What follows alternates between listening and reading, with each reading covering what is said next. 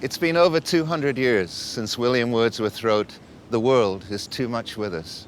Late and soon, getting and spending, we lay waste our powers." Getting and spending, the linchpins of our society. We have given away our hearts, he said. And many of us feel those words ring even more true today, though we surf the pernicious tide of materialism as though we had no choice. But there have always been other choices. And off this tranquil, affluent street in a modern city lies the entrance to one of them.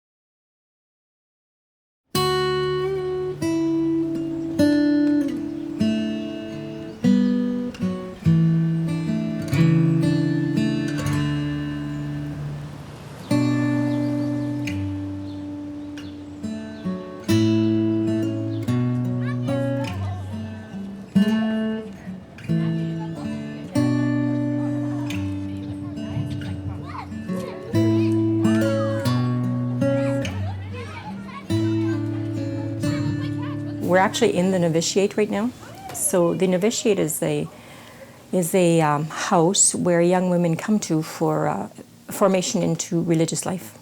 And so there are different stages of this. When a young woman starts looking and saying, "I'm interested in religious life and I would like to know more about it," they're what we call aspirant. So an aspirant means to look. I aspire, I want to know more. So where did it all begin? Where did it start? It began in Maupassant, France, and we have something. And so our charism is very much offering, but also compassion. And evangelization is very much part of who we are. And so our foundress, when she was 16 months, fell out of her bed and broke a hip. Now, what happened to Marie Rivière? And so for 4 years, as a little girl, her mother would carry her and leave her in front of a pieta in France, in Maupassant, France. And for 4 years, as a little girl, she would bargain with Mary. And she would say, "If you heal me, I'll make Jesus Christ known. I'll make you known to children if you heal me." So she'd bargain with her. And it was very cold where she was. So she says, "If you heal me, I'll bring you a hat, or I'll bring you a coat." And she was healed. And 4 years later, she started walking, and then she went to school with the Sisters of Pradelle, and she asked to enter that school, that community, but they said, "Your health is not good enough." So she said, "Fine, I'll build my own convent then."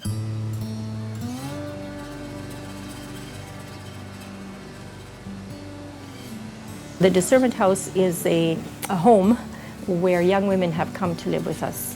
And these are young women are either at university or they're either working, but they just want to take a year or maybe 2 years at the most where they come and live with us. Was she wearing a white veil? Yeah, that's and glasses?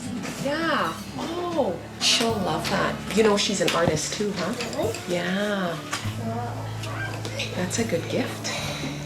So these young women who do come and live with us, it's a very, I think it's very good for them because it gives them the opportunity to get in touch with who they are, get in touch with the hurts that they have, the pains that they have, the desires that are within them. And I know from having lived with them that many of them are happier today, they're well married, and are just better women. And that's what our aim is here, is to journey with these women so that they can be good mothers, so that they can be women who will serve in the church and in all society, so that they'll just be better women for this world. Can you spot them?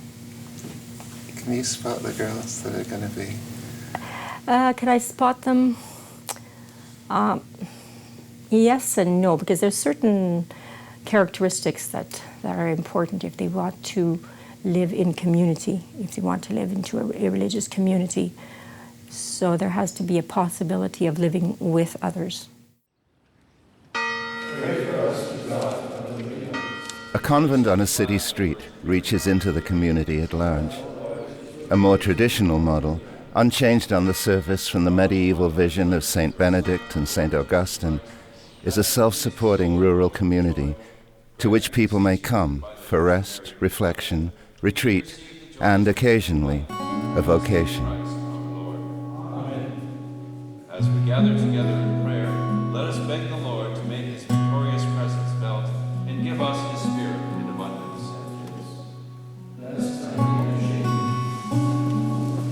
Glory be to the Father and to the Son.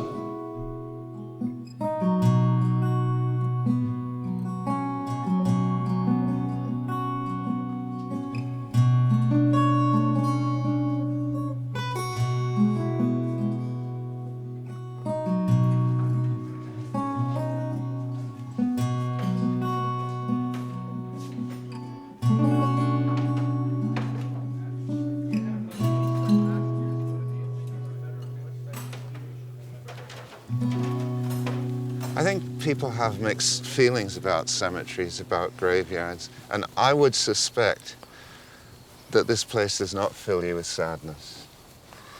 Well, there are some memories of some great people in this cemetery going back 100 years, and I suppose half of them I would know and half of them I don't know because they were before my time. But yes, we kind of feel that they're still part of our community. And in fact, when we have our annual retreat, we do gather in here for a prayer service. And we have a prayer service right among the tombstones here so that to emphasize the fact that we're still the same community, some on earth and some in heaven, I hope. Do you think your body will rest here? Yes, it certainly will. Probably there or there. Really? Yeah.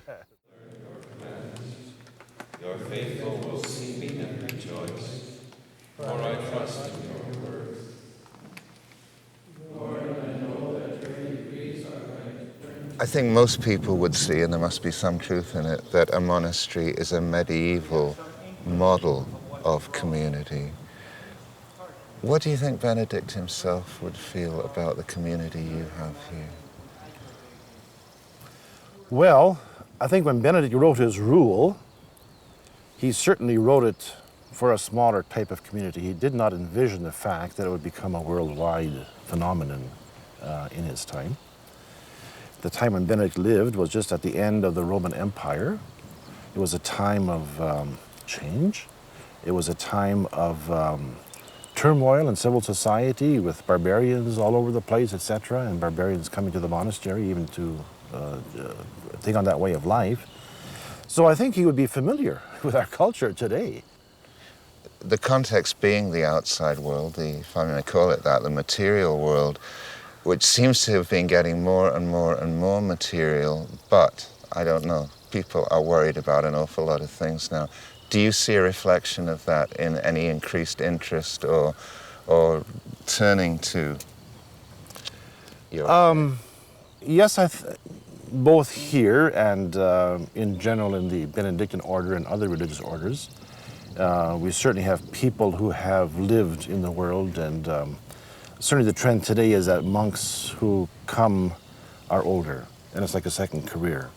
And perhaps they've had a successful career in one way or another, and they found it unsatisfying and are looking for something deeper in their life. And so they recognize that maybe it's a call to monastic living or religious life living. And so they come here, and we have more time for prayer, more time for quiet, more time for contemplation. We emphasize community life. And they often find, not everybody stays, but often they find this is what they're looking for, a chance to grow deeper and perhaps more meaning in their life. Now, it is in a sense a retreat from that world. Retreat's a loaded word. Mm-hmm. Is it an escape? Well, if it's an escape, then I think people are coming for the wrong reason. I think it's not an escape. St. Benedict, who wrote the rule that we follow, he certainly says that anyone who comes must come with the prime purpose of seeking God. You know, wherever you go, you carry yourself with you, and there's no escaping from yourself. And I guess ultimately the question is, you can't escape God either.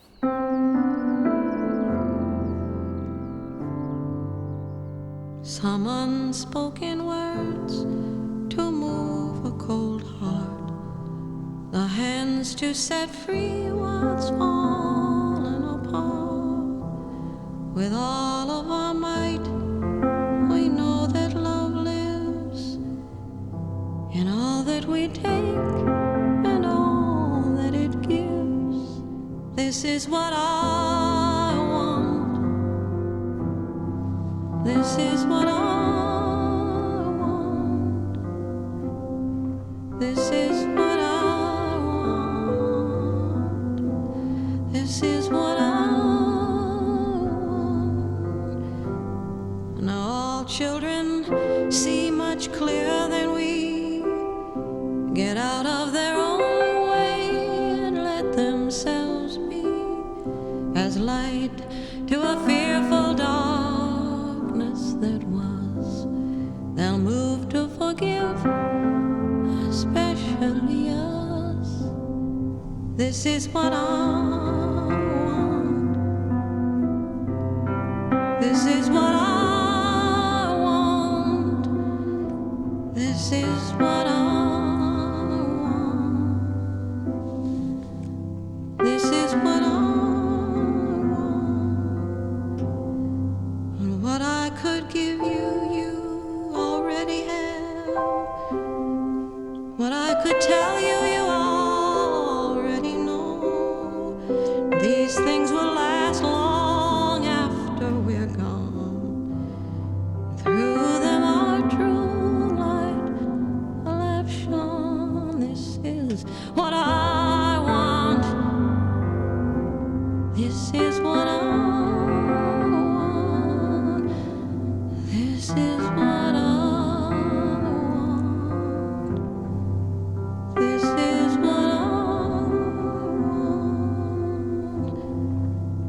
Are there any words? No, nothing to say, but sounds of a heartbeat away, and closer than air and bright as the star. I seem to have gone, we're not very far. This is what I want. This is what I want. This is what I want. This is what I want.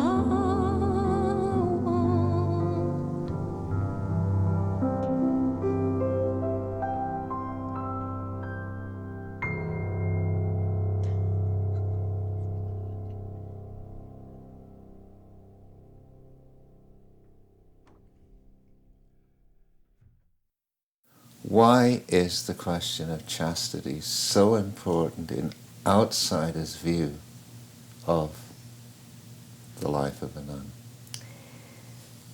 I think the whole of society is very sexually oriented. If you watch television, if you watch ads, it really goes to that sexual attraction, a sexual part of the body. And so many of the young women who do enter, that's one of the big questions, is what, you're going to waste your life? What is the issue of sexuality when you come to a closed celibate order? Yes. Well, I guess first of all, we need to have people who have a maturity about their sexuality and a maturity of living a celibate lifestyle. It is a big question, and the young people do have a difficulty with it. But what they come to realize is that we are sexual beings. Sexuality is beautiful, and sexuality is meant to be really lived out as a woman, and everything we do comes out of our sexuality. It's probably less common today that people have no sexual experience than they, say, 30, 40 years ago. Huh? So that's a reality you have to deal with, but certainly if they're sexually active, they don't belong in a monastic community. Huh? Whether that's heterosexual or homosexual, I mean, the same situation. And so Something's changed, hasn't it? The nuns I knew when I was 12 and 14 wouldn't have said what you just said. They wouldn't have known how to say it, I don't think. Well, I think the world was like that. In families, you didn't speak of sexuality very much. It was sort of a taboo. And I think in religious communities, we live in the world that's in this real world. And so today, people speak of sexuality much more, and it's a healthy thing to do. Much more healthy than saying, oh, this is not to be spoken of and to be kept in the dark and be kept quiet. I decided to enter religious life.